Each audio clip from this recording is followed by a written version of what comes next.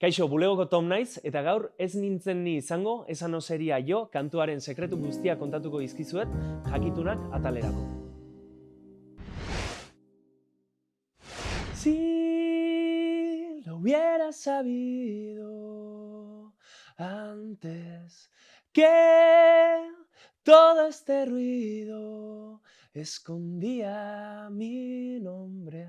Ez nintzen ni izango kantu honek, abesti honek, esan beharrago, Ede eta Bion artean konposatu genuela, Gazteako kabian izeneko saio batean, hori ere gomendatzen dizuet ikusteaz, hor ikusiko duzue kantua hutsetik nola egin genuen, eta oso polita izan zen, nik banekoan hor nunbait gai bat lantzeko gogoa, zela damua eta errua, eta horren ingurun hizketan egiteko gogoan neukan, eta, Ederi azaldu nion, berari molatu zion ideiak, eta polita izan da, ze kantu hontan damua eta errua bizi ditugu edo abesten ditugu bakoitzak bere tokitik, ez?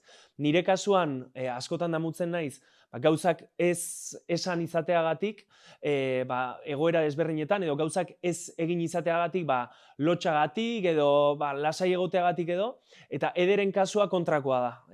Berak esaten zidan, damutzen zela gehienetan, gehiegi hizketan egiteagatik edo gauza gehiegi kontatzeagatik edo. Orduan, Ede hasten da, zarata hori bere izena eskutatzen zuela esaten duenean nahi du esan pixka bat, asko hizketan egite hortan, hor bere esentziaren parte bat dagoela, ez? Isiltasun horren atzean gorde dira nire izenaren oihartzun guztiak. Eta hor esaten dut, berdina, ez? Berak esaten du zarata edo bere impultsibitate hori, eta nik hitz egiten dut isiltasun horren inguruan, ez? Azkenean, askotan egiten dut esan dudan bezala, nahi dut zerbait esatea, eta ez naiz atrebitzen esatera, eta gero etxera joan, eta damutu egiten naiz hortaz, ez? Esan manu, hobeto joango nintzateke, edo hobeto egongo nintzateke. Ez nintzen izango esano seria jo, dudan utxune honek betez banindu. Esano seria jo, ez nintzen izango, hoy la culpa deja hueco a la luz.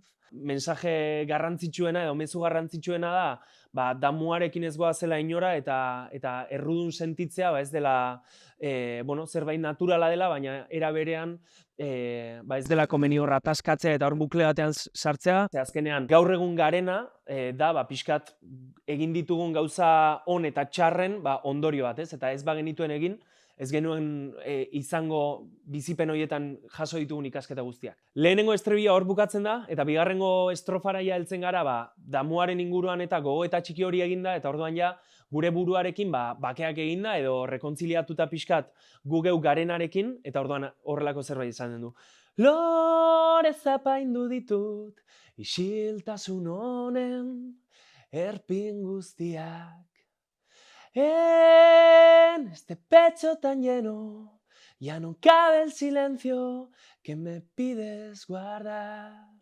Eta hor, esaten duen pixkat, nola polita bezala ikusten dut isiltasun hau, zen nire parte da eta nire izaeraren parte da, eta Edek bere toki hortan esaten du, eskatzen zaion isiltasun hori bihotzean edo bularrean ez zaiola kabitzen, eta horrekin bizitzen ikasi nahi duela, edo horrekin bizi nahi duela, edo biziko dela. Ondoren pasatzen da berriz ere zubira, bi zubiak dira bat erderaz eta beste euskaraz, orain datorrena da euskarazkoa, eta hor bakoitzak bere ikuspuntutik eraiki du kantuaren zubi txiki hau.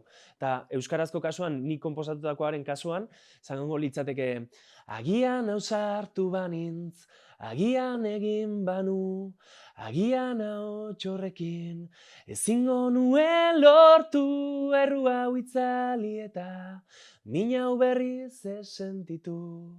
Eta gero datorren naia da estribilloa beste behin, esaten duena berriro ere, damu honekin bizi ez bagina ez ginatekela gu izango, eta egindako bidea ez bagenu egin ez ginatekela gu izango.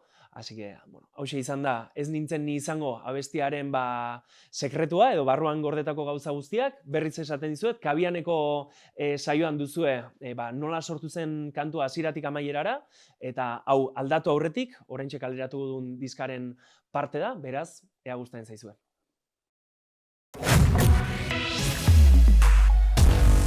Zure musika.